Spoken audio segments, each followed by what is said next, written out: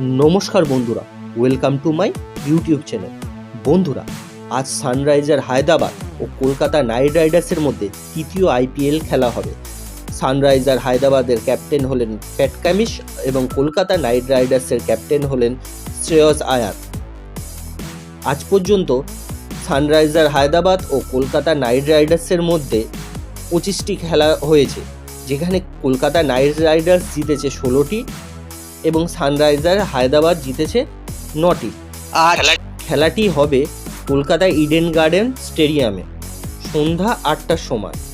যেহেতু কলকাতায় খেলা হচ্ছে, সেই জন্য কলকাতা নাইট রাইডার্স কিছুটা অ্যাডভান্টেজ পাবে বলে আশা করা যায়।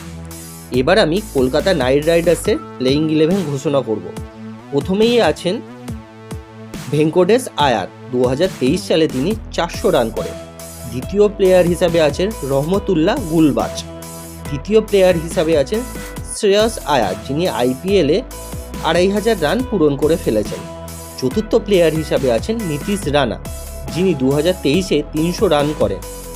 পঞ্চম প্লেয়ার হিসাবে আছেন রিঙ্কু সিং, যিনি গত সিজনে 500 রান করে ফেলেছেন। ষষ্ঠ প্লেয়ার হিসাবে আছেন অ্যান্ড্রু রাসেল, যিনি গত সিজনে 250 রানের সাথে 7টি উইকেটও নেন। সপ্তম প্লেয়ার হিসাবে সুনীল নারায়ণ।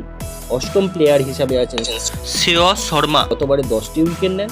নবম প্লেয়ার হিসাবে আছেন মিচেল স্টার্ক। সব থেকে দামি প্লেয়ার হিসাবে আছেন বরুণ চক্রবর্তী, যিনি 2023-এ সর্বোচ্চ 23টি উইকেট নিয়েছিলেন। 11তম প্লেয়ার হিসাবে আছেন আরোরা। সানরাইজার হায়দ্রাবাদের প্লেইং 11 ঘোষণা করল। প্রথমেই যিনি আছেন তিনি হচ্ছেন ট্রেভিস হেড, যিনি 6 বছর পরে আইপিএল খেলবেন। দ্বিতীয় প্লেয়ার হিসাবে আছেন অভিষেক শর্মা, যিনি 250 রান করেন। তৃতীয় প্লেয়ার হিসাবে আছেন রাহুল ত্রিপাঠী, যিনি গত আইপিএলে 300 রান করেন। চতুর্থ প্লেয়ার হিসাবে আছেন এডিয়াম মাকরাম। পঞ্চম প্লেয়ার হিসাবে আছেন উইকেট কিপার হেনরি ক্যাসেল, যিনি 450 রান করেন। ষষ্ঠ প্লেয়ার হিসাবে আছেন প্যাট কামিন্স, তিনি এবছরেই সানরাইজার হায়দ্রাবাদে এসেছেন এবং ক্যাপ্টেনশিপও করবেন। আইপিএলে তিনি 45 উইকেট নিয়েছেন, সাথে 400 রানও করেছেন। সপ্তম প্লেয়ার হিসাবে আছেন ওয়াশিংটন সুন্দরম। অষ্টম প্লেয়ার হিসাবে আছেন শেহবাজ আহমেদ। নবম প্লেয়ার হিসাবে আছেন ভুবনেশ্বর কুমার।